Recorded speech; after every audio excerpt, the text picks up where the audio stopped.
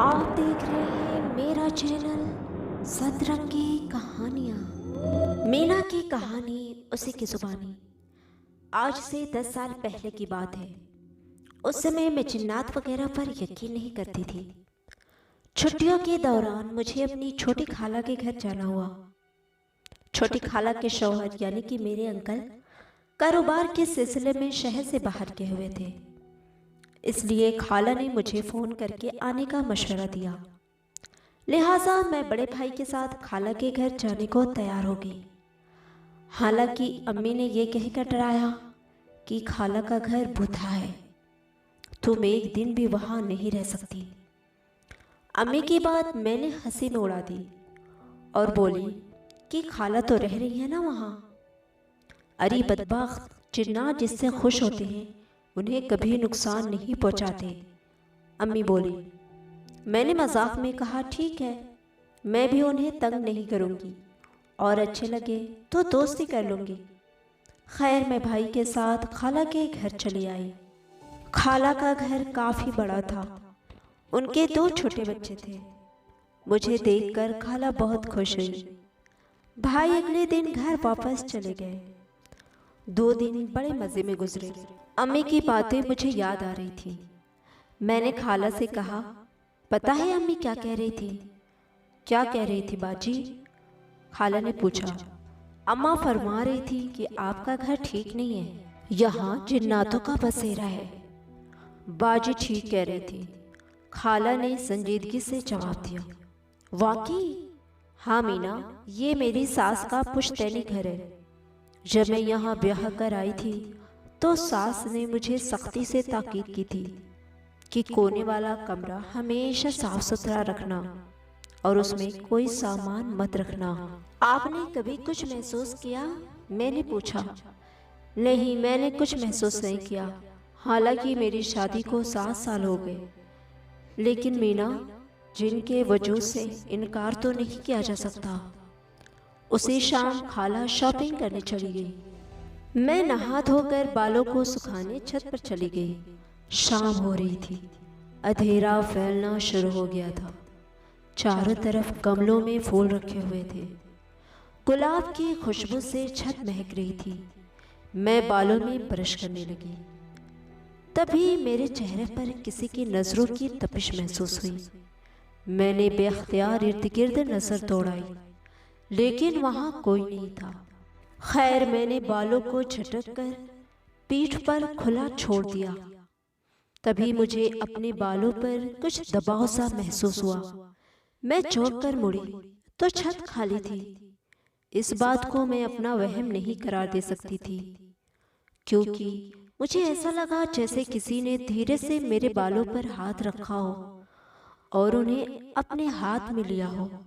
मैंने सोचा, कहीं गुड्डू तो शरारत नहीं कर रहा, जो कि खाला का 5 साला बेटा था। मैं छत पर बने स्टोर रूम की तरफ बढ़ी।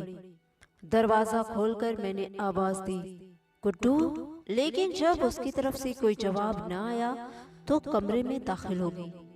अचानक दरवाजा धड़ से बंद हो गया। हजारों डर वहम मुझे डराने लगे।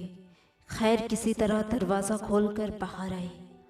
बाहर आकर मुझे अंदाजा हुआ कि मैं पसीना पसीना हो रही थी और कांप रही थी। मैं दौड़कर अपने कमरे की तरफ भागी और अपने कमरे में जाकर दरवाज़ा बंद करके कुर्सी पर बैठ गई।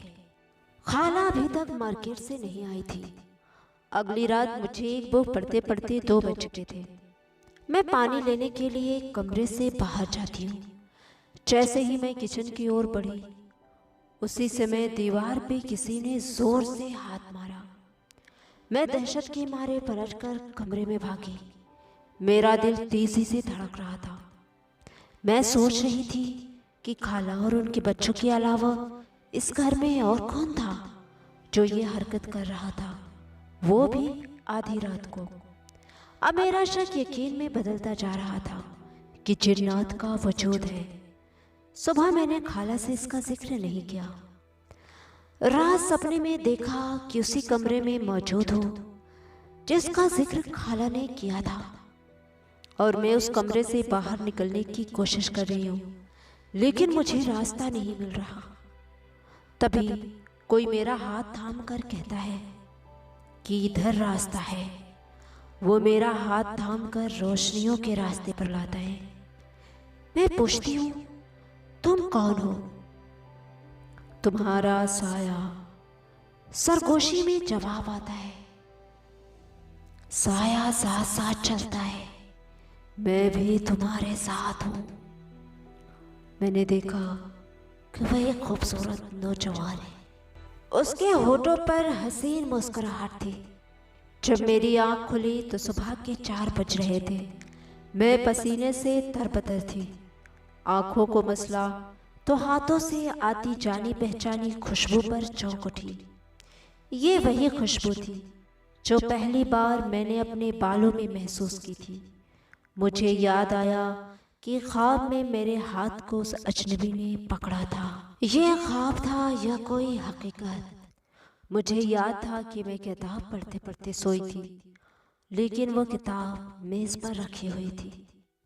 मुझे वो नौजवान याद आया, उसकी वो खूबसूरत मुस्कुराहट और वो हसीन आंखें जो किसी को भी सम्मोहित कर सकती थी।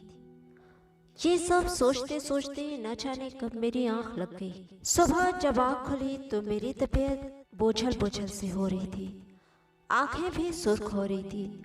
खाला ने पूछा, तबीयत तो ठीक है? मैंने कहा कि हाँ, कुछ बोझलपन सा है, मैं घर जाना चाहती हूँ। खाला ने कहा कि तुम्हारे अंकल 2-4 दिन में आ जाएंगे, कुछ दिन और रुक जाओ। मैं चुप हो गई। अगले रात जब मैं सोई तो रात 12 बजे के करीब अचानक मेरी आंख खुल गई। मैंने देखा सफ़ेद लिबास में एक नौजवान मेरे बेड के पास खड़ा हुआ है। कहानी लंबी ना हो इसलिए इसका अगला और लास्ट भाग कल पेश करूंगी। तब तक के लिए खुदा हाफिज।